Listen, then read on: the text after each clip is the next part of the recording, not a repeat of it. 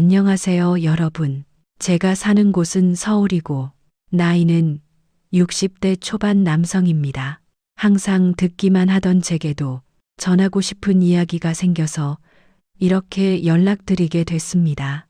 우리나라 중년들의 인생이란 순탄치 않은 경우가 대부분이잖아요. 저 역시 굴곡이 많은 삶을 살아왔습니다. 이야기를 보내려고 계속 제 생애를 되짚어보니 정말 많은 사건들이 있었더군요. 그럼 제가 어떻게 살아왔는지 지금부터 말씀드리겠습니다. 저는 해변 마을에서 태어나 자랐어요. 집에서 나와 바닷가에 이르기까지 도보로 겨우 10분 거리였습니다. 양친 모두 어선을 타시는 분들이었는데 제가 혼인한 지 얼마 안 돼서 세상을 떠나셨어요. 바다 일이 얼마나 위태로운지 아시죠? 그래서 부모님께서는 제가 평범하면서도 안정된 직업을 갖길 바라셨습니다. 부모님의 소원으로 저는 열심히 노력해서 마을에 있는 유일한 은행에 취업해서 은행원으로 일했습니다. 많은 돈을 버는 것은 아니었지만 자식을 낳고 키우기엔 충분한 돈이었죠.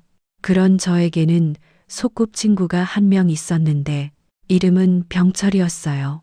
병철이는 저와 걷기 전부터 알던 사이였습니다. 워낙 작은 마을이라 초등학교 정원이 총 8명이었거든요. 그 중에서도 병철이와 저는 집까지 붙어 있어 친했죠. 부모님끼리도 잘 알던 사이였습니다. 우리 부모님이 사고로 돌아가셨을 때 병철이 부모님이 저를 많이 챙겨주기도 하셨어요. 병철이 부모님도 우리 부모님처럼 배 타고 나가 생선을 잡는 일이 업이었습니다. 그리고 병철이는 그렇게 부모님과 동네 주민들이 잡아온 생선을 시장에 나가 파는 일을 했었죠. 그 과정에서 돈을 많이 벌었고, 그래서 항상 상대적으로 평범한 제가 병철이에게 많이 얻어먹었습니다. 야, 상준이네 왔네. 성민아, 성현아, 아이고, 우리 강아지들 예뻐 죽겠다. 성현이는 완전 재수 씨랑 똑같이 생겨서 더 예뻐졌네. 아니 근데 무슨 과일을 사왔어? 사오지 말랬잖아. 매번 얻어먹기만 하기도 미안해서 아내가 샀어. 성이니까 받아줘. 재수 씨는 어디 갔어? 저기 있네. 안녕하세요, 재수 씨. 저희 왔어요. 아, 오셨어요. 어서 오세요. 어머 언니, 과일 고마워요. 제가 국수도 만들었는데 성민이랑 성현이 여기 와서 먹어. 이모가 맛있게 만들었어. 우와, 너무 맛있어 보여. 진짜 매번 생각하는 건데 식당 차려도 되겠어. 어떻게 이렇게 맛있게 만들어? 우리 부부끼리도 매우 친했어요. 한 가지 안타까운 점이 있다면 병철이 부부는 아이가 없었어요. 2명은 계속 아이를 원했는데 재수 씨 몸에 문제가 있어 아이가 생기지 않는다고 하더라고요. 그래서 그런가 병철이와 병철이 아내는 우리 아이들을 참 많이 예뻐했습니다. 우리가 처가에 급한 일이 생기면 대신 아이들을 봐주기도 했어요. 서로 허물없는 사이였고 제 자식들도 병철이와 병철이 아내를 많이 좋아했습니다. 그렇게 저는 평생 행복하게 의지하며 살 줄 알았어요. 그런데 어느 날이었습니다. 정확히 우리 장남이 학교에 입학하기 전이었어요. 병철이와 둘이 술을 마시는데 병철이가 은근히 사업 얘기를 하기 시작했습니다.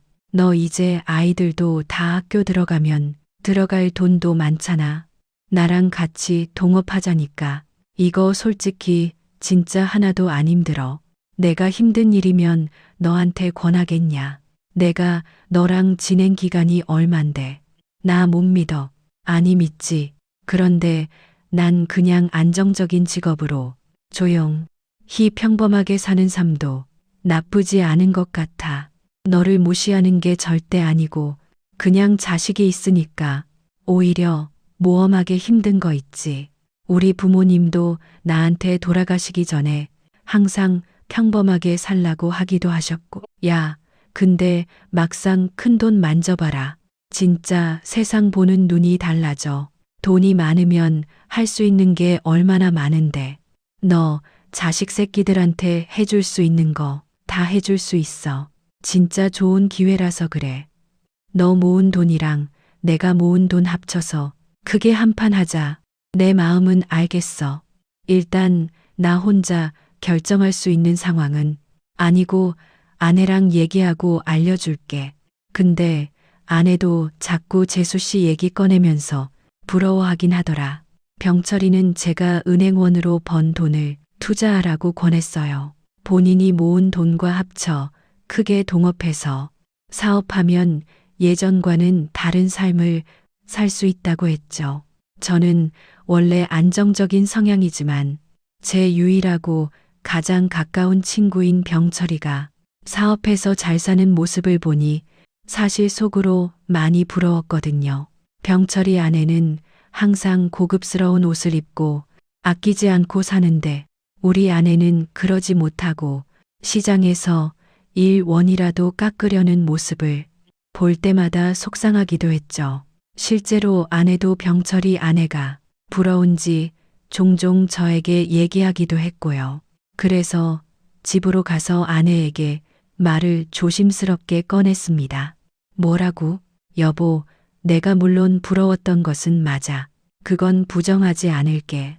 그런데 그렇다고 나는 당신이 사업하길 원하진 않아. 우리 아이들도 아직 많이 어리고 나는 그냥 평범한 사람도 의미 있는 삶이라고 생각해.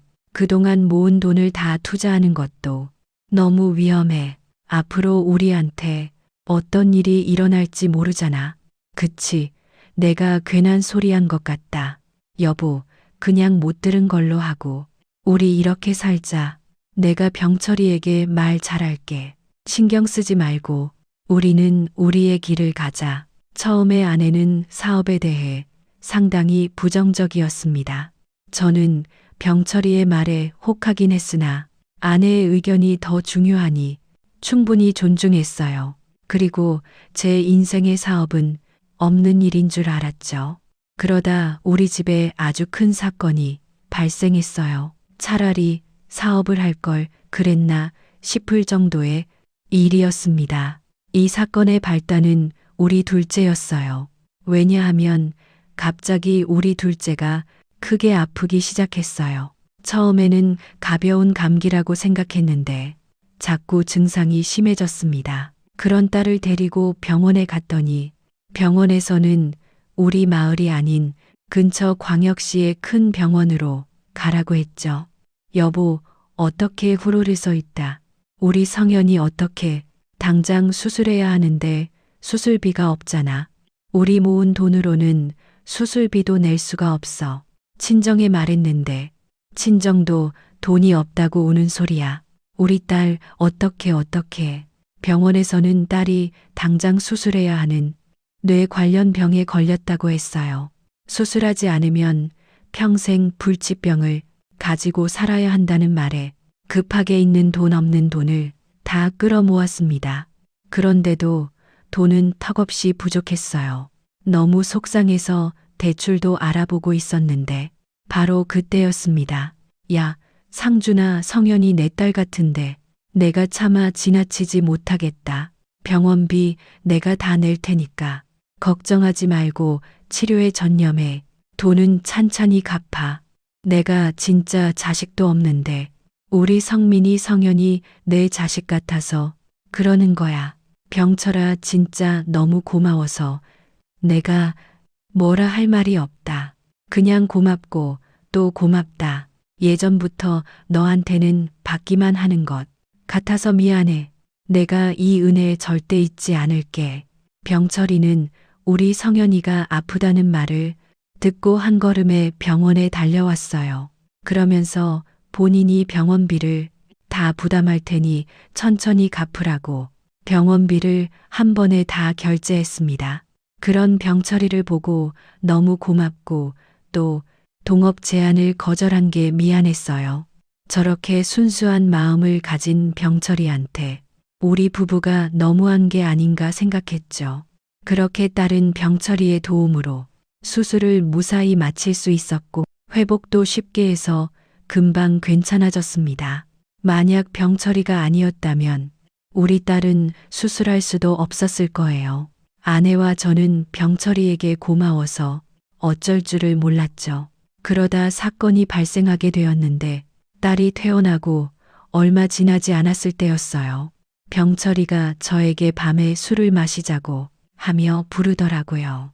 야, 병철아, 정말 내가 너한테 너무 고맙고 미안해서 어쩔 줄을 모르겠다. 이 은혜는 평생 잊지 않을게. 혹시 필요한 거 있으면 언제든지 말해. 나랑 아내가 도움이 된다면 얼마든지 발벗고 나서서 행동할게. 아니, 성민이랑 성현이는 내 자식이라고 생각하고 사니까 당연한 거였지. 그런데 상준아, 내가 병원비를 내줘서 이런 부탁을 너한테 하는 것은 아니고 그 혹시 보증을 써줄 수 있을까? 뭐 보증 갑자기? 무슨 보증 얘기가 나와? 무슨 일 있는 거야? 아니, 그게 그런 말 알지. 크게 벌려면 한번 물러서야 한다는 거 말이야. 내가 지금 딱 그 상황이야. 어마어마한 거래가 있는데 정기쿠 이거 나가 감깨자난 다시로 갈케르냅니다. 아, 그게 무려 중국하고 엮인 중요한 일이거든. 만약 이걸 성사되면 평생 일하지 않아도 돼. 그래서 그런데 나 보증 좀 서줄 수 있어. 사실 저는 은행원으로 근무하며 돈 관련으로 워낙 들은 말이 많았어요. 그 중에서도 제일 유명한 말이 절대 보증을 서면 안 된다는 말이었습니다. 보증은 형제자매끼리도 절대 하면 안 된다고 했죠. 그런데 그때는 병철이에게 고맙고 미안한 마음뿐이었어요. 만약 병철이가 아니라면 우리 딸이 살 수 있는 다른 방법이 없었으니까요. 성현이의 생명의 은인이라고 생각하니 저도 모르게 보증을 서겠다고 해버렸습니다. 사실 보증을 서면서도 저도 마음이 마냥 편하진 않았어요. 하지만 워낙 잘 살던 병철이었고 또 평생을 형제보다 가깝게 지내던 사이라 그저 병철이를 믿었어요. 그리고 그 믿음은 저 아니 우리 가족의 불행으로 이어졌습니다. 저는 제가 술 마시다 한순간에 내린 결정이 이런 결과가 가져올 줄은 전혀 몰랐어요. 만약 과거로 되돌아갈 수 있다면 되돌아가고 싶을 정도였습니다. 아니 돈 어디 있냐고. 돈 내놔. 한병철 그 자식 어디 갔는지 말을 하라고. 그 자식이 우리 돈 얼마나 가져갔는지 알아. 당신들도 다 함께인 거 모를 줄 알아. 응, 우리는 진짜 몰라요. 정말 몰라요. 제발요 한 번만 봐주세요. 제발요. 우리도 그 사람들 어디 갔는지 모른단 말이에요. 일단 급한 대로 이거라도 가져가세요. 우리 아이들 돌반지랑 금목걸이에요. 내놔. 그리고 모른다고 하면 끝이요. 돈 안 내놔. 그럼 당신하고 당신 남편 장기라도 내놓던가. 다음 주까지 돈 마련 안 하면 못 볼 걸 볼 줄 알아. 알겠어. 당신 어떻게 나한테 이럴 수가 있어. 우리 아이들은 어떻게. 이제 저 사람들 다 쉬오면 줄 것도 없단 말이야.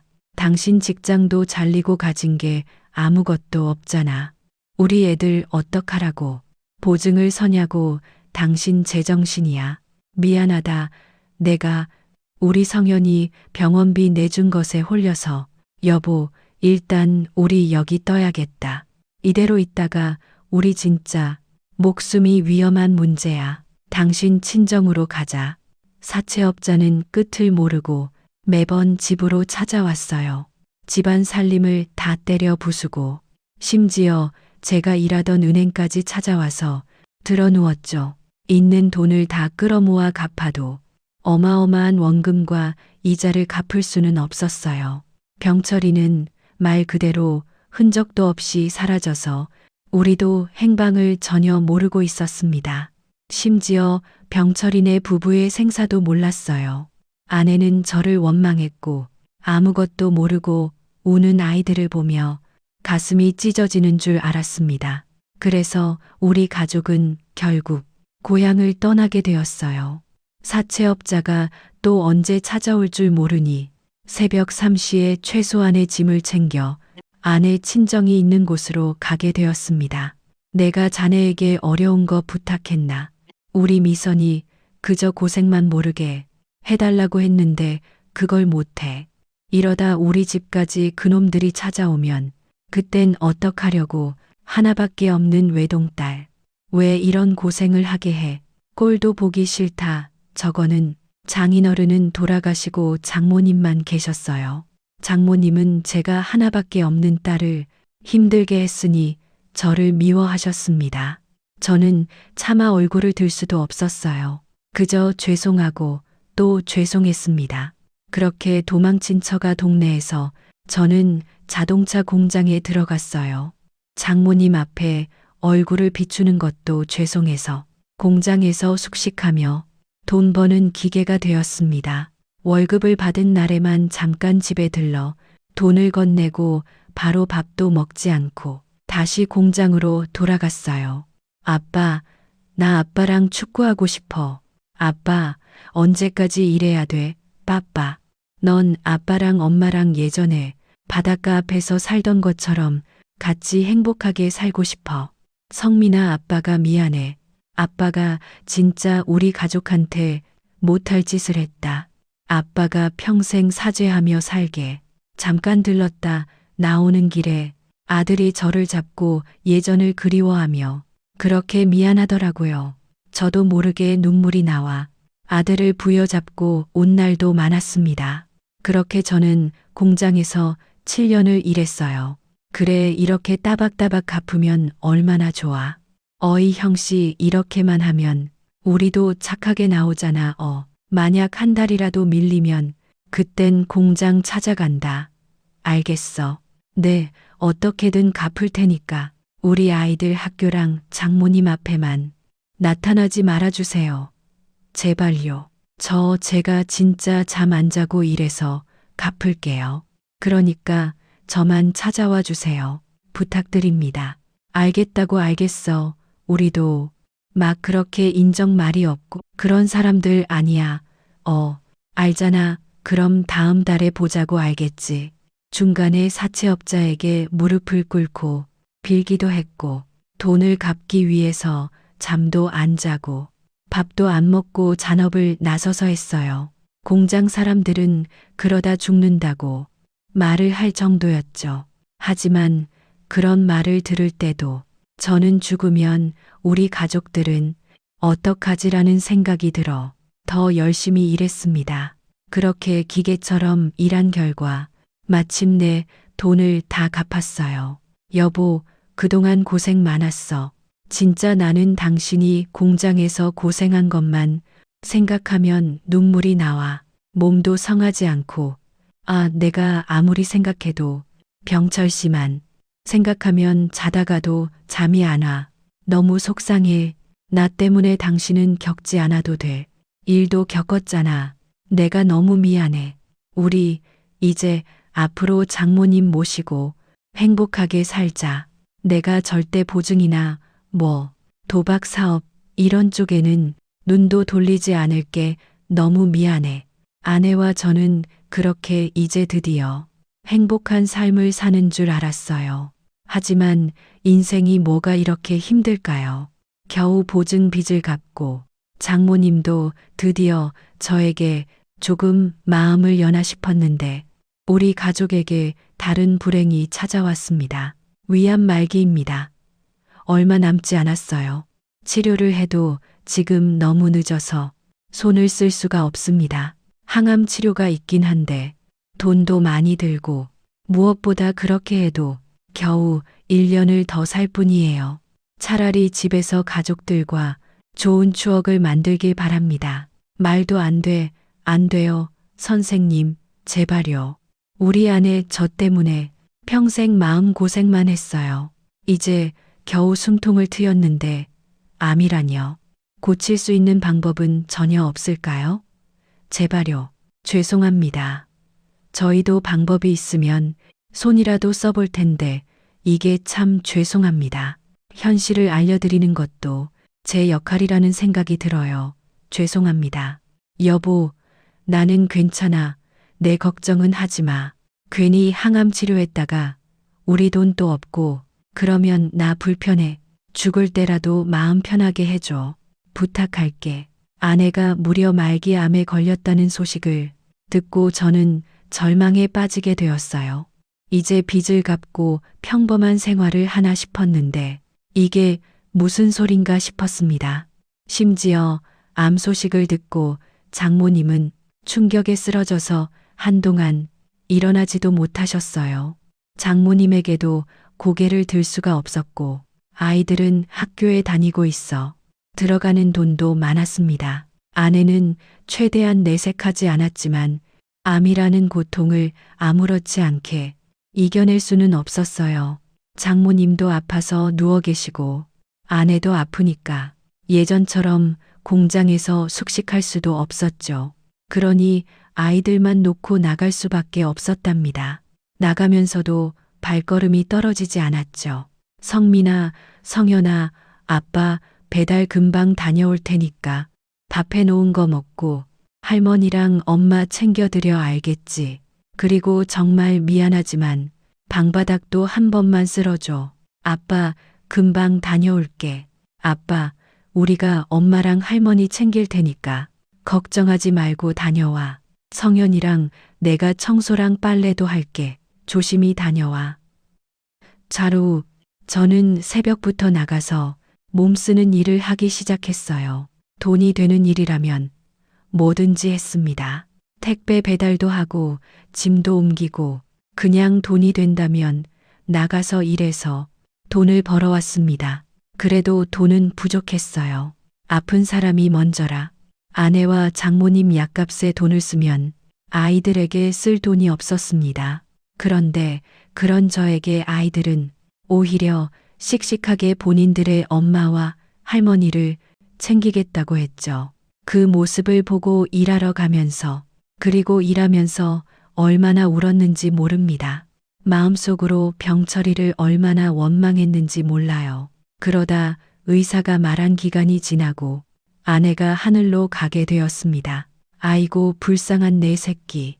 남편 잘못 만나서 아이고 이 망할 놈아 내 딸 살려내. 내가 얼마나 기껏해야 키웠는데 하나밖에 없는 내 자식 고생만 시키고 아이고 내 새끼. 할머니 어서 오빠. 할머니 부축해드려 저기로 눕히자.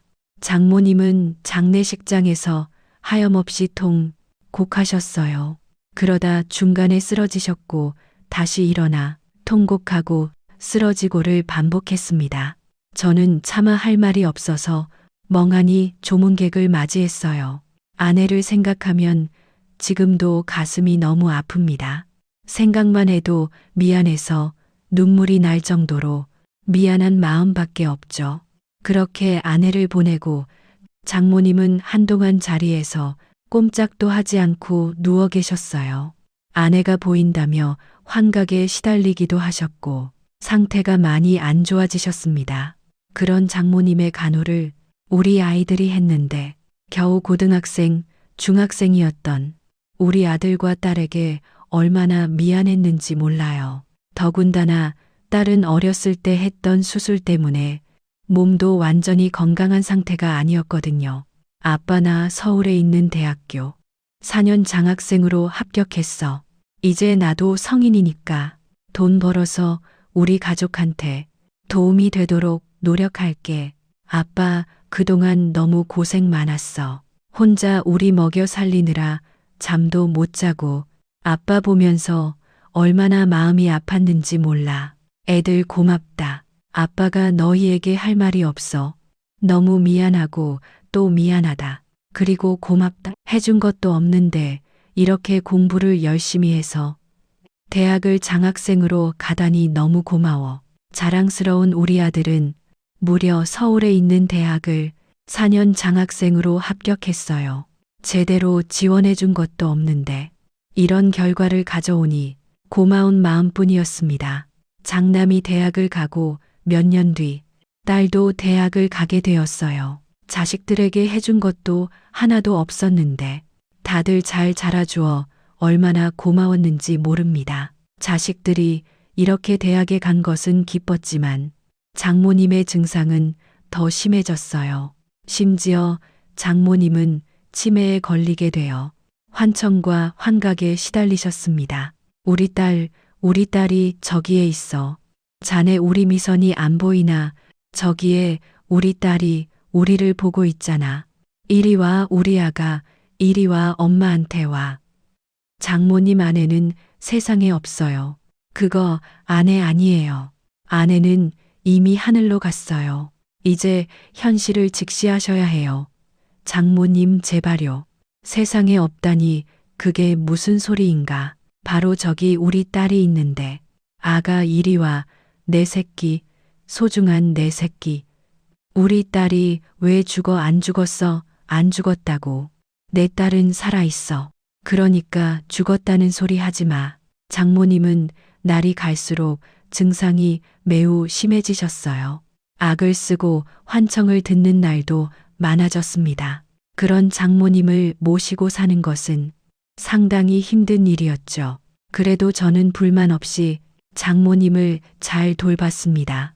하늘로 먼저 간 아내를 생각하면 당연히 그래야 하는 일이었어요. 다행히 빚은 갚았어도 가난한 생활은 여전했습니다. 닥치는 대로 일해도 아이들의 학비를 내고 최소한의 생활을 하면 모은 돈이 전혀 없었거든요. 자식들이 성인이 되고 자기 앞길을 알아서 개척하고 있는 것도 저는 미안했습니다. 남들은 자식에게 용돈도 주고 행복하게 해주는데 저는 그러지 못한 것에 대해 죄책감이 매우 컸어요. 아이들이 대학에 가고 장모님과 단둘이 사니까 더 가난해지기 시작했습니다. 돈을 벌기 위해 제가 집을 비우면 장모님을 돌볼 수 있는 사람이 없었거든요. 아빠 방학이라 내려왔어. 그런데 진짜 공장에 가서 일할 거야. 아빠는 도대체 언제 쉬어? 우리 방학 아닐 때는 새벽에 잠도 안 자고 운전한다며 진짜 아빠 일하는 거 보면 너무 속상해. 그래도 아빠가 너희들에게 손 벌리지 않으려고 노력하는 거야. 해준 것도 없는데 손까지 벌릴 순 없잖니. 이럴 때 벌어야 목돈이 생기고 그러는 거다. 할머니 부탁해. 아빠 일하고 올게. 아들과 딸이 방학이라 잠시 집에 내려오면 그때를 노려 공장에 가거나 막노동을 하며 돈을 모았어요. 그리고 다시 학기가 시작되어 올라가면 장모님이 주무실 때 나가서 신문 배달도 하고 트럭 운전을 하며 돈을 벌었죠. 그렇게 시간이 흐르며 아들은 우수한 성적으로 대학을 졸업하고 대기업에 취직까지 했습니다. 그러다 결혼할 여자가 있다며 소개해줬어요. 한 가지 놀라운 소식은 며느리가 이미 아들의 자식을 임신한 상태였다는 거예요. 그 과정에서 결혼이 매우 빠르게 진행되었어요. 그리고 며느리가 인사하러 내려왔는데 며느리는 전형적인 서울 깍쟁이 느낌이었습니다. 어머, 나 이런 거 텔레비전에서나 봤어. 세상에 여기서도 사람이 사는구나. 어머, 세상에 화장실이. 자기야, 나 이런 곳에서 못 자. 너무 그렇게 말하지 마. 우리 아빠랑 할머니 아직 사는 곳이잖아. 당신이 서울 태생이라 낯설게 느껴질 수도 있어도 다 사람 사는 곳이야. 사람 사는 곳이라도 내가 놀랄 수는 있잖아. 왜 그렇게 말해? 지금 내가 당신 아이까지 임신했는데 이래도 되는 거야. 자기가 그렇게 나오면 나 속상해. 그래, 성미나 서울 사람들은 낯설게 느껴질 수도 있어. 너무 그러지 마라. 내 아이까지 임신했잖니. 아가, 내가 대신 미안하다. 우리가 해줄 수 있는 것도 없는데. 저는 며느리의 눈치가 그렇게 보이더라고요. 남들은 자식이 결혼한다고 하면 하나밖에 없는 소라도 팔아서 결혼 자금을 대잖아요. 그런데 저는 자식들이 결혼한다고 해도 해줄 수 있는 것이 하나도 없었습니다. 그래서 결혼한다고 깍쟁이 같은 며느리를 데려와도 불만을 말할 수는 없었어요. 결국 아들은 본인이 학생 때부터 열심히 모은 돈으로 결혼하게 되었습니다. 며느리는 서울 태생이었는데 사돈도 그렇게 여유 있는 편은 아니었어요. 그래서 오로지 아들의 돈으로 결혼하게 되었죠. 아버님 저예요. 네, 아니, 이번 명절에는 친정만 가려고요.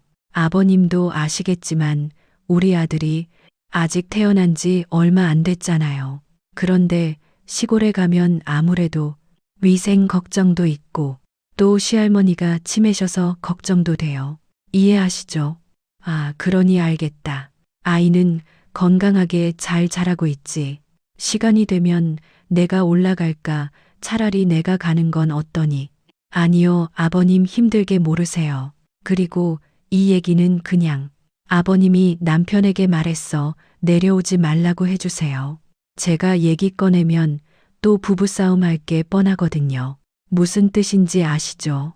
아, 알아들었다. 내가 그럼 아들한테 전화해서 이번 명절은 둘러대고 오지 말라고 할게. 아가, 네가 편한 대로 하렴. 그래, 알겠다. 며느리는 노골적으로 장모님과 제가 사는 집을 오기 싫어했어요. 특히 아이가 태어나고는 알러지를 위한다며 오는 것을 꺼려했습니다. 저는 며느리가 부탁하면 아들에게 전화해서 제 의견인 척 오지 말라고 했어요. 마음속으로는 당연히 우리 아들은 물론이고 손자도 보고 싶었죠. 하지만 해준 게 없으니 바랄 수가 없더라고요. 바로 다음에 딸도 결혼했는데 며느리와 달리 사위는 매우 저에게 잘해주었습니다. 장인어른 저 왔어요. 백화점에 들러 한우도 사왔으니까 구워 드세요. 그리고 이건 과일 바구니예요. 식사를 잘 챙겨 드셔야 건강한 몸을 유지할 수 있어요. 아시죠? 아이고 정서봐, 내가 자네한테 너무 미안해서 어떡하지? 해준 것도 하나도 없는데 이렇게 매번 집에 올 때마다 바리바리 들고 오니까 내가 얼굴을 들 수가 없어. 미안하네. 장인어른 그렇게 말씀하시면 제가 오히려 서운해요. 이렇게 착하고 예쁜 따님과 결혼하게 해주신 것만으로도 저는 감사한 거려. 자, 그럼 빨리 우리 제가 사온 소고기 구워 먹어요. 사위는 며느리와 달리 아주 싹싹하게 저를 대해 주었어요. 집도 여유 있는 집이라 딸은 오히려 결혼하고 난 뒤의 삶이 더 행복해 보였습니다. 그렇게 아들 부부는 결혼하고 얼굴을 잘 보지 못했어요. 아빠 미안해요. 일이 너무 바빠서 도저히 시간이 나지 않아요. 이번에는 꼭 내려가려고 했는데 대신 이번 일만 끝나면 어떻게든 시간을 내서 내려갈게요. 아니다.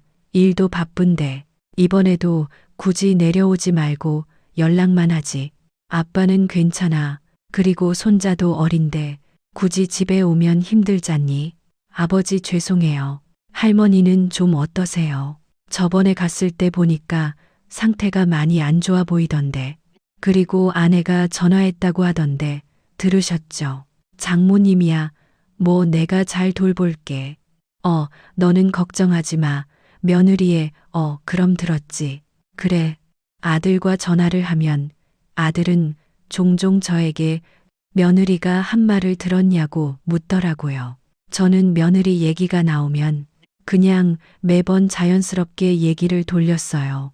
사실 무슨 얘기인지도 모르고 넘기는 게 다수였습니다. 그렇게 몇 년이 지나고 치매를 심하게 앓던 장모님이 아내를 따라 하늘로 가게 되었어요.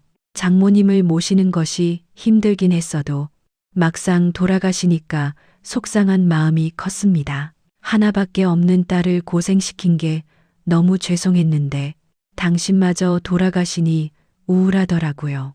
혼자 시골에 있으니 밥을 먹는 것도 사치스럽게 느껴졌어요. 아빠, 그냥 우리 집으로 오세요.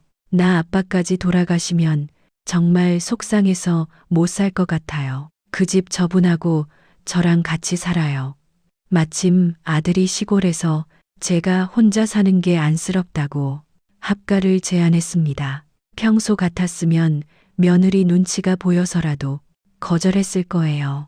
그런데 그때는 저도 상태가 좋지 않았어요. 가난해도 어떻게든 같이 살았던 때가 오히려 그리울 정도였습니다. 그래서 집을 처분하고 그 돈을 아들네 집에 주는 대신 합가하게 되었어요. 아들 부부는 그 돈을 받고 더 넓은 집으로 갈 수 있게 되었죠. 또 제가 그동안 죽어라 일해서 모은 돈도 보태서 아들 부부는 훨씬 좋은 집에서 살 수 있었습니다. 아예 경제적인 도움을 주지 않은 것은 아니라 저도 나름 체면은 차릴 수 있겠다고 생각했어요. 하지만 며느리의 반응은 전혀 달랐습니다. 아버님 지금 뭐 하시는 거예요? 제가 부엌은 제 공간이라고 하지 않았어요. 아버님이 자꾸 부엌에 오시면 제가 너무 불편하다고 몇 번을 말해야 하나요? 미안하다. 내가 아까 아침을 안 먹어서 배가 고파서 미안하다. 금방 다시 들어갈게. 며느리는 제가 방 밖을 나가서 거실이나 부엌에 가면 그렇게 눈치를 주었어요. 제대로 끼니를 챙겨주지도 않았습니다. 속상했지만 제가 이런 말을 아들에게 할 수는 없었어요. 아들은 일이 너무 바빠 집에 와서 겨우 잠만 자고 나가는 일상을 지속했거든요. 그러던 문득 아내와 우리 아이들과 같이 살던 고향이 그리워졌습니다. 그 지역 바다가 보고 싶어져서 혼자 무작정 집을 나가 고향에 간 날이 있었어요. 그런데 정말 뜻밖의 일이 일어났습니다. 아니, 이게 누구야? 세상에, 세상에, 상준이 아니냐? 아이고, 아이고, 그동안 어떻게 살았어? 이 사람아, 어르신 오랜만이에요. 저는 이 지역 떠나서 시댁에 가서 살았어요. 그러다 빚쟁이까지 거기까지 와서 겨우 고생해서 빚 갚고 지금은 아들하고 서울에서 살고 있어요. 여긴 여전하네요. 저기 식당도 그대로고 아내는 하늘로 갔어요. 아내랑 같이 왔으면 얼마나 좋았을까요? 아이고 그랬구나. 아니 그나저나 상준아 그게 문제가 아니야. 너 병철이 기억나지? 병철이가 만약에 네가 다시 고향에 오면 꼭 소식 전해달라고 했어. 여기 명함. 이거 남기고 계속 매년 찾아오고 있는데 도통 내 소식을 알아야 전하지. 우리가 얼마나 널 찾았는지 아냐. 예전부터 알던 어르신은 뜻밖의 소식을 전해주었어요. 우연히 고향에 갔더니 세상에 우리 집을 망하게 한 병철이의 소식을 들을 수 있었습니다. 사실 어르신이 병철이 얘기를 꺼내셨을 때 당황하기도 하고 반갑지 않았어요. 그런데 어르신은 기어코 저에게 병철이의 명함을 쥐어주셨습니다. 그리고 저는 그 명함을 보고 매우 당황하면서 화가 났어요. 그 명함에서 병철이는 무려 중견기업의 회장님이었거든요. 병철이가 아니 회장이라고요. 이 새끼가. 그래, 그래서 너를 그렇게 찾았어. 네가 만약 고향에 오면 꼭 연락 달라고 얼마나 사정하던지 몰라. 예전에 네가 병철이 때문에 고통받았던 거 나도 아는데 그래도 연락이라도 해봐. 뜻밖의 소식을 전해 듣고 다시 버스를 타고 서울로 오며 저는 생각이 아주 많아졌습니다. 막상 연락하면 병철이가 도대체 어떤 반응을 보일지 궁금하기도 했어요. 그러면서 그동안 고생했던 게 억울하기도 했습니다. 이렇게 그럴듯한 기업의 회장이 될 때 저는 돈 버는 기계로 살았잖아요. 억울한 마음을 가지고 집에 도착했는데 병철이 소식 때문에 끼니 때를 놓쳐 너무 배가 고팠습니다. 마침 들어갔더니 집에 아무도 없더라고요. 이때다 싶어 부엌에 가서 라면이라도 먹으려고 했는데 냄비에 갈비찜이 있었어요. 평소 같았으면 손도 대지 않았을 텐데 그날따라 너무 배가 고파 저도 모르게 갈비찜을 아주 조금 덜어내서 방으로 가져가려고 했죠. 그런데 그 순간 며느리가 집에 들어와서 제가 갈비찜을 손에 든 모습을 목격했습니다. 어머, 아버님, 그거 우리 친정 엄마가 저 먹으라고 직접 해서 가져다 주신 거예요. 저도 아직 입에 안 넣었는데 아버님이 그렇게 되시면 어떡해요. 그러니 미안하다. 내가 너무 배가 고파서 어쩔 수가 없었어. 그래도 많이 퍼지 않았고 이 정도만 덜었는데 우리한테 생활비도 안 주시면서 이렇게 우리 엄마가 해준 음식까지 탐내시면 어떡해요. 아, 진짜 우리 엄마가 아버님이 그렇게 몰래 먹으라고 준 음식 아니잖아요. 아우, 속상해. 며느리는 노골적으로 저에게 뭐라 하기 시작했어요. 마침 며느리 옆에는 손자도 있었는데 손자 앞에서 저를 그런 취급을 하니 너무 속상했습니다. 갈비찜을 들고 방에 들어왔는데 도저히 넘어가지 않았어요. 며느리는 예전부터 생활비 얘기를 꺼내며 저를 자극했거든요. 속상함에 먹지도 못하고 있었다는데 문득 머리에 병철이 명함이 생각났습니다. 그래서 정말 홧김에 바로 전화를 걸었어요. 네, 여보세요. 말씀하세요. 여보세요. 말 없으시면 끊겠습니다. 나다. 네, 뭐라고 하니? 잠시만. 이 목소리는 설마 너 상준이니? 상준이야. 그래, 나다. 이놈아, 나라고. 병철이의 목소리를 들으니 갑자기 서러움과 그동안 고생했던 게 떠오르며 눈물이 나기 시작했습니다. 멈추려고 해도 멈춰지지 않았어요. 제가 울기 시작하자 병철이도 덩달아 울며 미안하다는 말을 반복하더라고요. 미안하다. 내가 미안해, 상준아. 내가 너희 가족에게 못할 짓을 했어. 너무너무 미안해. 내가 사람을 보낼 테니 날 보러 와주겠어. 미안하다. 병철이는 바로 다음 날에 사람을 보내 자기를 보러 오게 했습니다. 저는 만나면 일단 욕이나 실컷 퍼부어야겠다고 했어요. 그런데 그럴 수가 없었습니다. 왜냐하면 병철이가 보낸 차를 타고 간 곳은 바로 회사가 아니고 대학병원이었어요. 어리둥절하게 내리니 비서는 저를 데리고 고급 VIP실로 데려갔습니다. 들어갔더니 병철이는 병상에 누워 매우 초췌한 상태였어요. 보자마자 너무 미운데 또 한편으로는 반가운 마음도 들고 매우 복잡한 마음이 들었습니다.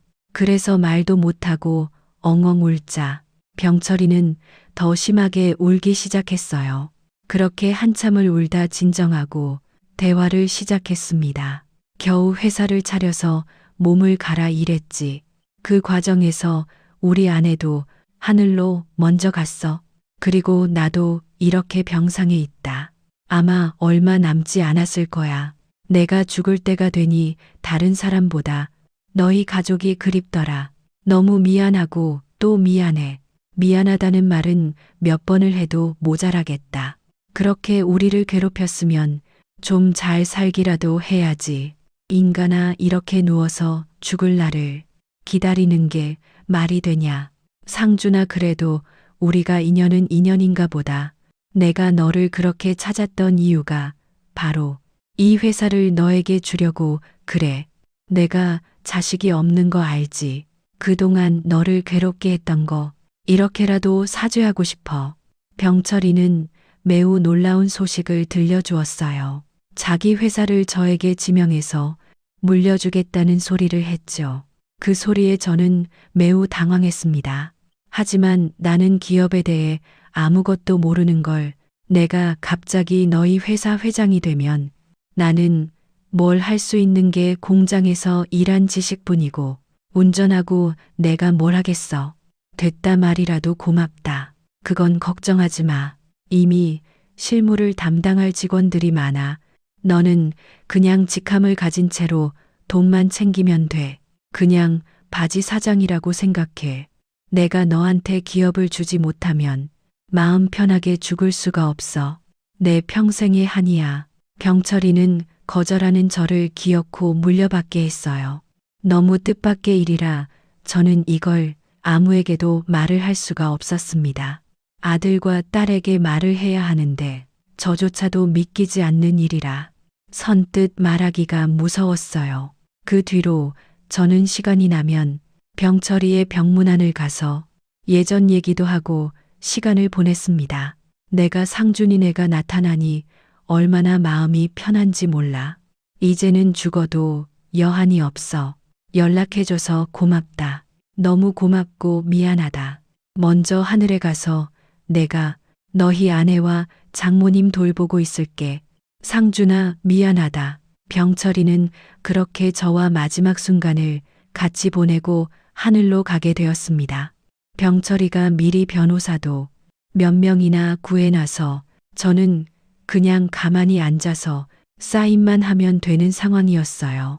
매우 얼떨결에 중견기업의 회장이 되어 현실이 믿기지 않았죠. 정말로 제가 막대한 재산의 소유자가 되었다는 것을 깨닫자 우리 아들과 딸에게 소식을 알리고 싶었습니다. 그동안 해준 것도 없는 아빠 밑에서 자라느라 고생한 우리 자식들을 생각하니 눈물이 나왔거든요. 그렇게 마음을 먹고 딸과 아들에게 시간을 내어 주말에 보자고 했죠. 흔쾌히 알겠다는 말에 얼마나 뿌듯했는지 모릅니다. 그리고 주말에 자식들을 볼 생각에 신이 난 채로 집에 갔는데 며느리가 있더라고요. 마침 배가 고팠던 저는 며느리에게 같이 식당에 가지 않겠냐고 제안했어요. 식당이요. 아버님 뭐 드시고 싶은 거 있으세요? 비싼 건 안 돼요. 여기 집 앞에 중국집 가는 거 어떠니? 오랜만에 짜장면이 먹고 싶어서. 그래요. 그럼 마침 재영이도 집에 있으니까 같이 나가서 먹고 들어오죠. 뭐, 저는 이제 돈도 생겼으니 제가 며느리와 손자에게 맛있는 것도 사주고 싶었어요. 이제 생활비도 낼 수 있으니 며느리와 관계가 가까워질 거라 생각했죠. 그렇게 중국집에 가서 주문하는데 문득 돈이 생기니 평소에는 먹을 생각을 하지 않았던 탕수육이 눈에 띄었습니다. 사장님, 저희 탕수육도 하나 주세요. 어머, 아버님 탕수육까지 드시게요. 배고프세요. 이미 짜장면 하나씩 시켰잖아요. 굳이 15영원을 더 추가해서 시키고 싶으세요. 오랜만에 탕수육이 먹고 싶네. 어차피 얼마 안 하니까 시켜서 먹자. 참나, 얼마 안 하긴. 생활비도. 이런다. 안 내는 양반이. 아버님은 진짜 눈치가 없으세요. 안 그래도 돈 부족한데 탕수육이 웬 말이에요. 입에 탕수육이 들어가세요. 제가 탕수육을 시키자 며느리는 저에게 뭐라 하기 시작했습니다. 워낙 돈에 예민한 며느리가 속상했어요. 그래도 이제 저도 돈이 많이 생겼고 또 그놈의 생활비도 줄 수 있다고 말하려고 했어요. 그런데 그 순간이었습니다. 옆에 앉아있던 손님이 저를 향해 말을 걸었어요. 회장님 안녕하십니까? 저 김비서입니다. 그 사람은 바로 저를 병철이의 병실로 데려갔던 그 비서였어요. 김비서는 90도로 인사하며 갑자기 죄송하다고 인사했습니다. 뭐야, 당신 사람 잘못 보셨어요. 회장은 무슨 돈도 없는 양반한테. 아니요, 우리 회장님 맞습니다. 얼마 전에 전 회장님이 돌아가시면서 회사를 물려받으셨어요. 정식 승계가 끝났습니다. 뭐라고요? 아버님이 사람 말이 맞아요. 아니, 무슨 회장, 어디 뭐 작은 사무실인가. 김비서는 작은 수첩에서 명함을 꺼내 며느리에게 보여주었습니다. 그 명함에는 제 이름이 있었고 떡하니 회장이라는 단어가 있었죠. 그걸 보자 며느리는 말 그대로 난리가 났습니다. 아니, 이게 뭐야 아버님이. 이 중견기업의 회장이라고요. 이게 사실이에요. 아니, 세상에 언제부터요. 이 기업, 그냥 그저 그런 기업도 아니잖아요. 며느리는 저에게 갑자기 얼굴색이 변하고 말투도 변한 채로 대하기 시작했어요. 아버님 탕수육 말고 또 뭐 드시고 싶으세요? 깐풍기 시킬까요? 아니면 뭐 칠리새우 드실래요? 저는 그런 며느리의 모습에 기가 차기 시작했어요. 돈을 좋아하는 것은 알았는데 저렇게 노골적으로 돈을 따라 사람을 다르게 대하는 모습에 할 말이 나오지 않았습니다. 저는 아무 말도 하지 않고 비서를 돌려보냈다. 그리고 탕수육과 짜장면을 먹고 며느리의 말에 한마디도 대꾸하지 않았습니다. 그리고 주말이 되어 아들과 딸이 모이자 그동안 있었던 일을 말했어요. 그러면서 며느리가 저에게 어떻게 했는지도 폭로하게 되었죠. 아니 언니, 이게 사실이에요. 우리 아빠한테 끼니도 제대로 주지 않았어요. 생활비 우리 아빠가 시골집 팔아서 오빠 집 이사할 수 있었잖아요. 어떻게 사람이 이래요? 나 너무 충격이란 말이 나오지 않아. 잠시만 아버지, 이게 사실이에요. 내가 그럼 우리 합치기 전에 아버지한테 용돈 보내는 건요. 잠시만 아니, 우리 오해가 있는 것 같아요. 아, 잠시만요. 알고 봤더니 아들은 제가 아들과 집을 합치기 전에 며느리를 통해 돈을 보냈다고 하더라고요. 본인이 워낙 바쁘니 대신 내려가 달라고 부탁하며 용돈을 보냈다고 하던데 저는 전혀 받은 적이 없었죠. 이 모든 사실이 드러나자 아들은 크게 분노하기 시작했어요. 내가 우리 아버지가 얼마나 고생했는지 당신에게 수도 없이 말했어. 어떻게 이렇게 우리 아버지를 대할 수가 있어. 나는 그것도 모르고 돈 조금이라도 더 벌기 위해 개처럼 일했는데 당신 이혼해. 도저히 당신 같은 사람하고 나는 소름이 돋아서 못 살아. 아들이 그토록 열심히 일했던 것도 전부 저를 돌보는 아내한테 미안한 마음 때문이었다고 하더군요. 결국 며느리의 충격적인 행위가 전부 드러났습니다. 그리고 아들은 정말 단호하게 며느리와의 이혼 절차를 밟았어요. 아버님 정말 죄송합니다. 아버님께서 남편한테 말씀 좀 해주세요. 부탁드려요. 저 이혼하면 어떻게 삽니까? 제발요. 며느리는 제게 간절히 빌면서 목 놓아 울었습니다. 하지만 저 역시 그간 겪은 일들이 있어서 절대 마음이 흔들리지 않았어요. 드디어 아들은 며느리와 갈라서게 됐습니다. 그리고 현재는 병철이가 세운 회사를 아들한테 승계하려고 함께 애쓰는 중입니다. 지금까지가 제가 전하는 이야기인데 여러분께서는 어떻게 들으셨는지요? 돌이켜 생각하면 정말 굴곡진 삶이었어요. 하늘나라로 먼저 떠난 아내와 장모님, 그리고 병철이가 보고 싶습니다. 훗날 저 세상에서 다시 만나게 되면 나눌 이야기가 정말 많을 것 같네요. 제 이야기 들어주셔서 감사드립니다. 그럼 여기서 줄이겠습니다.